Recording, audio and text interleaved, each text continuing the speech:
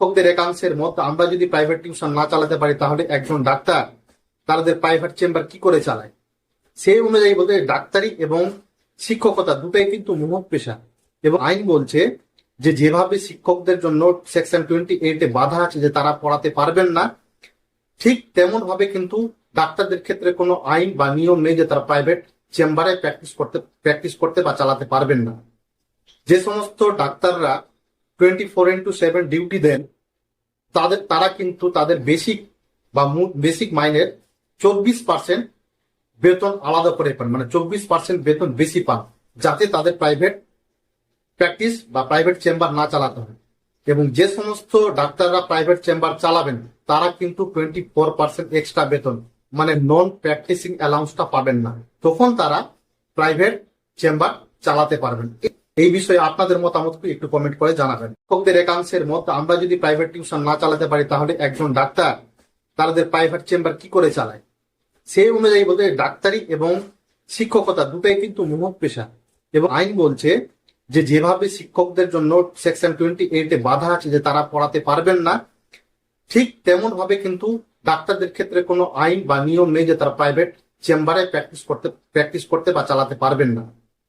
যে সমস্ত ডাক্তাররা 24/7 ডিউটি দেন তারা কিন্তু তাদের বেসিক মাইনের 24% বেতন আলাদা করে পান, মানে 24% বেতন বেশি পান, যাতে তাদের প্রাইভেট প্র্যাকটিস বা প্রাইভেট চেম্বার না চালাতে হয়।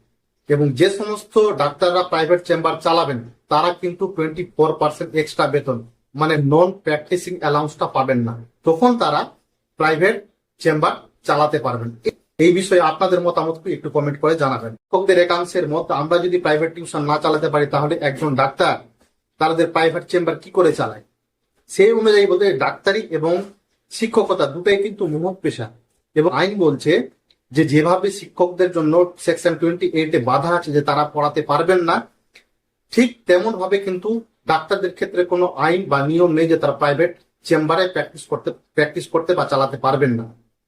যে সমস্ত ডাক্তাররা 24/7 ডিউটি দেন তারা কিন্তু তাদের বেসিক মাইনের 24% বেতন আলাদা করে পান, মানে 24% বেতন বেশি পান, যাতে তাদের প্রাইভেট প্র্যাকটিস বা প্রাইভেট চেম্বার না চালাতে হয়।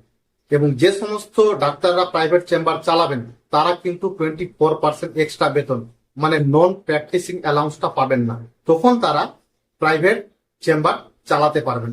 এই বিষয়ে আপনাদের মতামত একটু কমেন্ট করে জানাবেন।